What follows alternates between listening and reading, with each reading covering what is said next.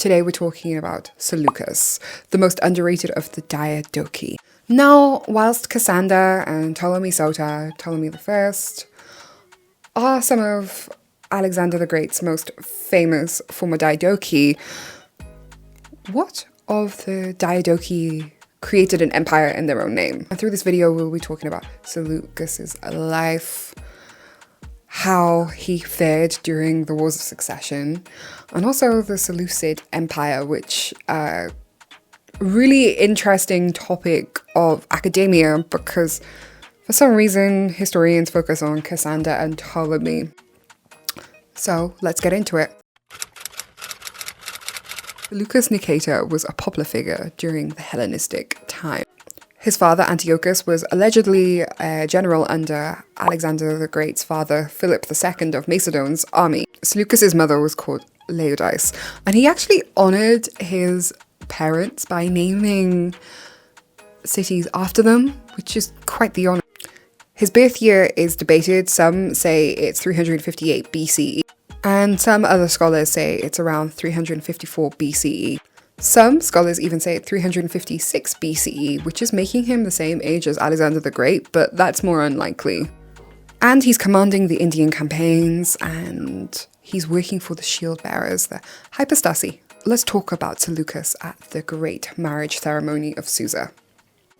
If you watch our Alexander the Great video 6 months ago, you'll find that I place emphasis on the great weddings of Susa and how Alexander the Great got his Diadochi to enter into a very elaborate marriage ceremony. A lot of the Diadochi didn't take on their Susa wives, but actually Seleucus is the one who kept his Susa wife, Apama, and she became his queen. And they actually had 3 kids together, including Antiochus I Sota. We can also see that Seleucus enters into a politically motivated marriage with Stratois. So let's talk about the 4 wars of succession. Alexander the Great dies in Babylon in 323 BCE. The partition of Babylon attempted to divide his empire, but they couldn't. Let's talk about the first successor war of 322 BCE to 320 BCE. Members of the Diadochi, Lysimachus faces a rebellion in Thrace, whilst Antipater and Craterus battle over Athens. Ptolemy is busy focusing himself in Egypt. He started the Ptolemaic dynasty. However, Ptolemy clashes with Perdiccas, who is Alexander's regent. However, Ptolemy steals the body and the signet ring.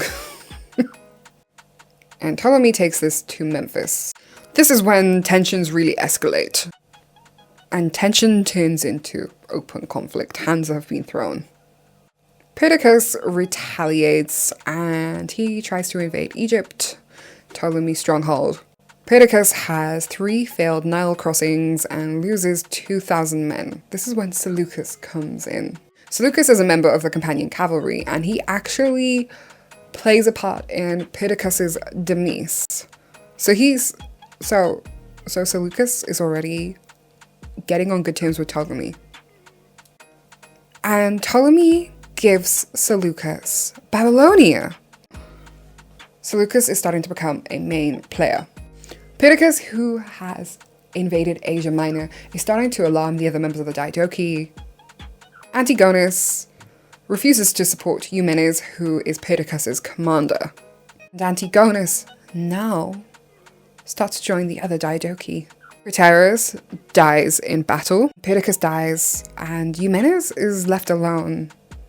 Let's talk about the Treaty of Triparadisus. The Treaty of Triparadisus is a treaty that was led by Antipater in 321 BCE.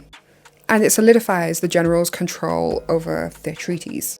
Antipater, who had a son Cassander, bypasses Cassander and gives Polyperchon his little piece of Alexander's empire. And Cassander is very mad about this.